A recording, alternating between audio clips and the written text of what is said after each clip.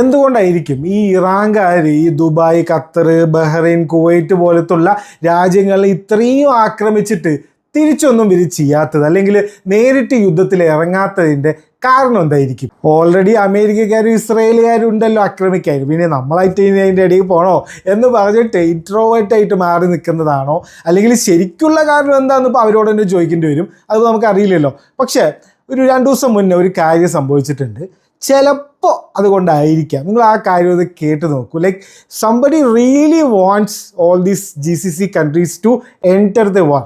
അതിപ്പോൾ ഡയറക്റ്റായിട്ട് ഇൻഡയറക്റ്റ് ആയിട്ടാണെങ്കിലും അവർക്ക് ആർക്കോ ഈ ഇവരും കൂടെ ഒന്ന് യുദ്ധത്തിൽ ഇറങ്ങണം നല്ലോണം ഉണ്ട്. അത് നമുക്ക് ഈ ഒരു കാര്യം കാണുമ്പോൾ മനസ്സിലാവും. ചിലപ്പോൾ അതുകൊണ്ടായിരിക്കാം ഇവർ നേരിട്ട് ഇറങ്ങാത്തത്. മാർച്ച് 7-ാം തീയതി ഇറാൻ്റെ സ്ട്രൈറ്റ് ഓഫ് ഹോർമസിലുള്ള കെഷം ഐലൻഡ് എന്ന് പറഞ്ഞിട്ടുള്ള ഐലൻഡിലെ ഡീസാലിനേഷൻ പ്ലാന്റിൽ ആരോ ആക്രമിക്കുകയാണ്, ആ പ്ലാന്റിനെ തകർക്കുകയാണ്. ഡീസാലിനേഷൻ പ്ലാന്റ് എന്ന് പറഞ്ഞാൽ എന്താ അറിയാലോ, ആ പ്രൊഫസർ ജിയാങ് ഇത് നല്ല വ്യക്തമായിട്ട് എക്സ്പ്ലെയിൻ ചെയ്യുന്നുണ്ട്. അതായത് വാട്ടർ സ്ട്രെസ് ലെവൽ എന്ന് പറഞ്ഞിട്ടൊരു സംഭവമുണ്ട്. അതായത് ബേസിക്കലി ഈ മിഡിൽ ഈസ്റ്റ് കൺട്രീസിൽ വെള്ളമില്ല, അവർ ഉപയോഗിക്കുന്നതിനേക്കാളും കുറവാണ് അവിടുത്തെ വെള്ളം. അപ്പോൾ അവരെന്താ ചെയ്യുന്നത്, കടലിൽ നിന്ന് വെള്ളം എടുത്ത് അതിൻ്റെ ഉപ്പൊക്കെ മാറ്റിയിട്ടാണ് അവർ യൂസ് ചെയ്യുന്നത്. അപ്പോൾ അതിനുള്ള പ്ലാന്റുകളാണ് ഇതൊക്കെ. UAE 42% ഈ ഡീസാലിനേഷൻ പ്ലാന്റിനെ ആശ്രയിച്ചിട്ടാണ് ഇരിക്കുന്നതെന്നൊക്കെ പറഞ്ഞിട്ടുള്ള കുറേ ഡാറ്റയുണ്ട്. അപ്പോൾ സംഭവം അതൊക്കെ ഓക്കെ ആണല്ലോ. അപ്പോൾ ഇത് ഡീസാലിനേഷൻ പ്ലാന്റ് ആക്രമിക്കാൻ തുടങ്ങി എന്ത് സംഭവിക്കും?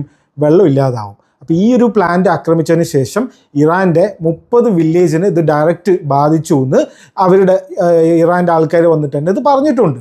അപ്പോഴേക്കും ഈ ഒരു അറ്റാക്ക് കഴിഞ്ഞതും ജെറുസലേം പോസ്റ്റും കാൻ ന്യൂസ് എന്ന് പറഞ്ഞിട്ടുള്ള ഇസ്രയേലി ചാനലും അങ്ങോട്ട് ഒരു ന്യൂസ് അങ്ങോട്ട് ഇറക്കുകയാണ്. UAE-ക്കാർ ഇതാ യുദ്ധത്തിലേക്ക് കടന്നിരിക്കുന്നു. അവരുടെ ഫസ്റ്റ് അറ്റാക്ക് കെഷം ഐലൻഡിലെ ഡീസാലിനേഷൻ പ്ലാന്റാണ്, വെള്ളം കൂടി മുട്ടിച്ചു ഇറാൻകാരുടെ UAE-ക്കാരെന്ന് പറഞ്ഞിട്ടാണ് ആ ഒരു ന്യൂസ്.